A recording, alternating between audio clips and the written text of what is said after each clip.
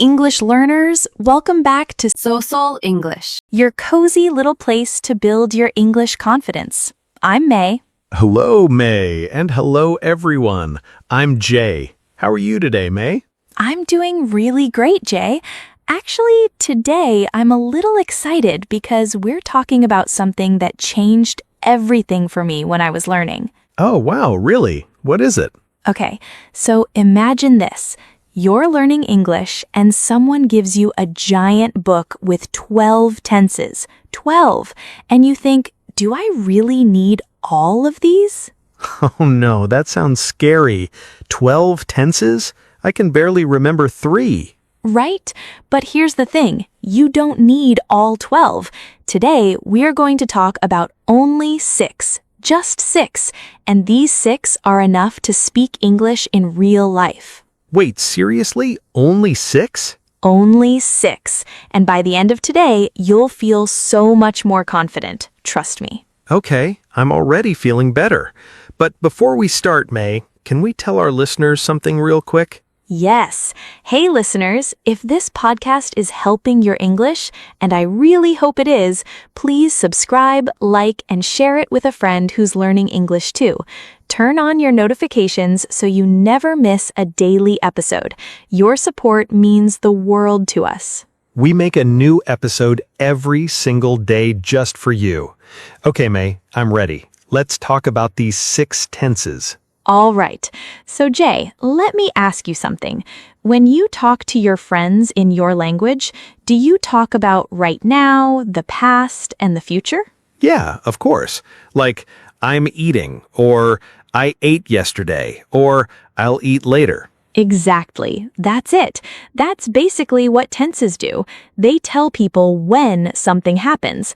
And in English, you only need 6 to do that perfectly. Okay, so what are the 6? Can you just tell me? Yes. Number 1, simple present. Number 2, present continuous. Number 3, simple past. Number 4, present perfect.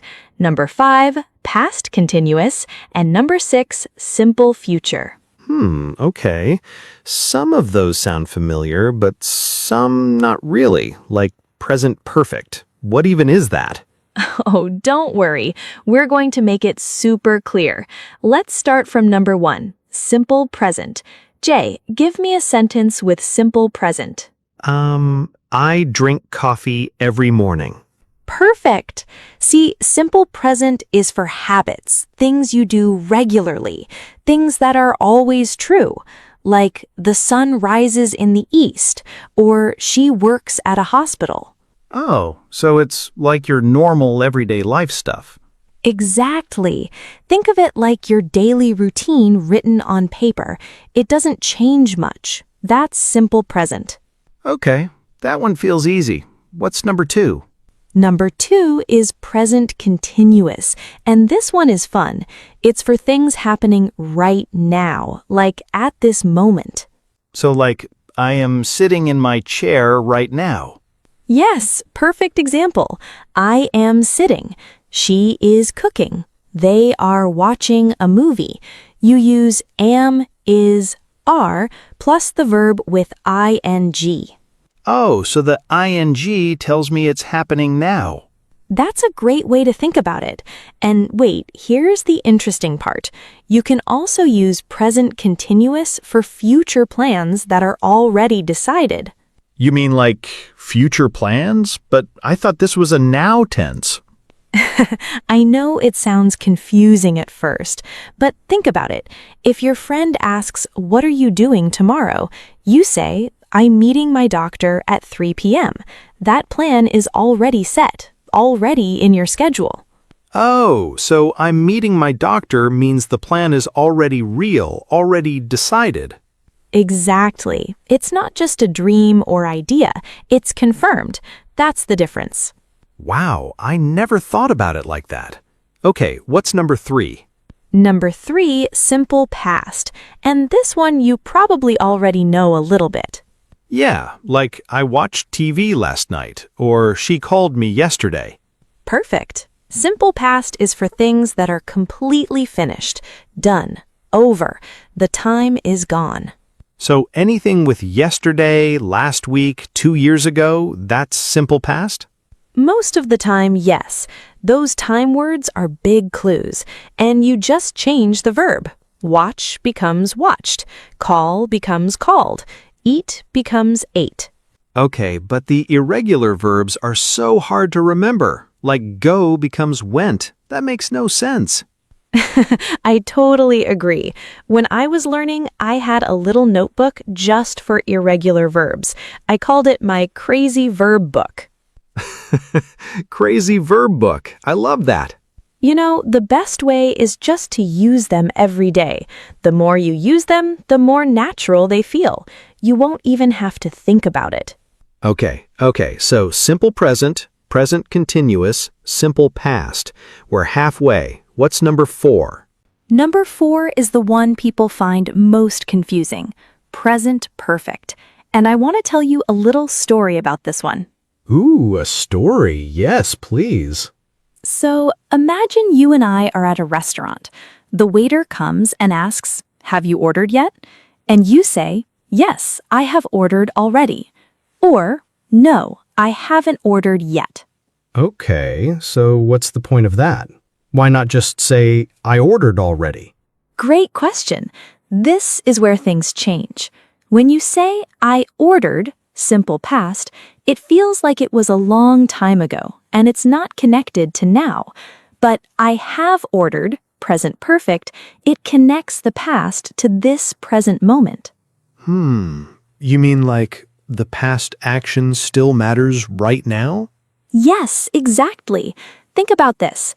I have lived in 3 countries. That means my life experience up to today includes 3 countries. It's connected to who I am right now. Oh, so it's like your life story so far? That's such a beautiful way to say it, Jay. Yes, present perfect is your life story up to this moment. Things you've done, seen, experienced, up until now. Okay, I actually like that. What's the structure, though? How do I build it? You use have or has plus the past participle of the verb. So, I have eaten sushi. She has visited Paris. We have never seen that movie. And have for I, you, we, and they, and has for he, she, it. You got it. See? You're already getting it. Maybe. Okay, number 5, past continuous. This one sounds interesting. Past continuous is one of my favorites because it paints a picture. Imagine you're telling a story. You say, "I was walking home last night when suddenly it started raining." Oh, so was walking is past continuous. Yes, it means at that time in the past, the action was already in progress. It was happening when something else happened. So it's like the background action in a story. That's perfect. You know in movies when the music is playing softly in the background and then suddenly something dramatic happens? Past continuous is that background music. Okay, that's actually a really good analogy. So the long background action, past continuous, the sudden new thing, simple past. Exactly. I was sleeping when my phone rang. She was cooking when the power went out. The long action uses was, were plus verb ing. The short, sudden action uses simple past. You won't believe what happened when I tried to explain this to my friend before. I totally mixed them up and said something like, I cooked when you called, instead of I was cooking when you called. And what's the difference? The first one sounds like you cooked because of the call, like the call made you cook. Oh no, that's so embarrassing. But also, now I totally understand why past continuous matters. That's the thing. Small grammar changes make big meaning changes. And the more you practice, the more natural it becomes. Okay, last one. Number 6, simple future. I feel like I know this one. You probably do. Simple future uses will plus the base verb. I will call you tonight. They will arrive tomorrow. It will be okay. Yeah, this one feels the most natural to me. Like anytime I talk about tomorrow or the future, just add will. That's basically it. And here's a quick tip. Will is great for decisions you make in the moment. Like right now, someone asks you, "Can you help me?" And you decide instantly, "Sure, I will help you." Oh, so will is also for quick decisions, not just planned future. Yes, compare it to present continuous future. "I'm meeting my doctor tomorrow." That's pre-planned. But, "Oh, your bag is heavy? I'll carry it for you." That's a right now decision. Whoa, same future, different feeling. That's so cool. English is beautiful like that. Small words carry big meanings. Okay, May, my head is a little full right now. Can we do a quick recap? Like, can you summarize the 6 tenses super fast? Of course. Okay, imagine your life as a timeline. Simple present, your habits and routines. Present continuous, what's happening right now or a confirmed plan. Simple past, something finished in the past. Present perfect, your experience from the past connected to now. Past continuous, a background action in a past story. Simple future, what will happen. That's actually really clean. 6 tenses, 6 jobs. 6 tenses, 6 jobs. I love that. And honestly, Jay, if you just master these 6, you can handle almost any conversation in real life. Really? Like real conversations with native speakers, at work, with friends? Absolutely. Think about it. When do you ever not talk about habits, current actions, the past, your experiences, stories, or the future? Never. That's literally every conversation. Exactly. These 6 tenses cover your entire real life. The other tenses are useful too, don't get me wrong, but these 6 are your foundation. Build here first. Okay, I want to ask you something. Imagine a listener right now. Maybe they've been scared of grammar for years. What would you say to them? Oh, I'd say, hey, I was you. I was terrified of grammar. I thought I had to memorize everything perfectly before I could speak, but that's not how it works. What changed for you? I stopped trying to be perfect and started trying to be understood. The moment I focused on communication instead of perfection, everything got easier. And now here I am, hosting an English podcast. Look at you now, May. From grammar scared to grammar teacher. The glow up was real, and it can happen for every single listener out there too. Okay, I want to do something fun. Can we do some quick example sentences together? Like, I say a situation and you say the tense. Oh yes, let's do it. Okay, every morning she drinks green tea. Simple present. Habit. Routine. Right now he is writing an email. Present continuous. Happening at this moment. Last year they traveled to Japan. Simple past. Finished. Done. Over. I have never tried sushi. Present perfect. Life experience up to now. I was reading when you knocked. Past continuous. Background action in the past.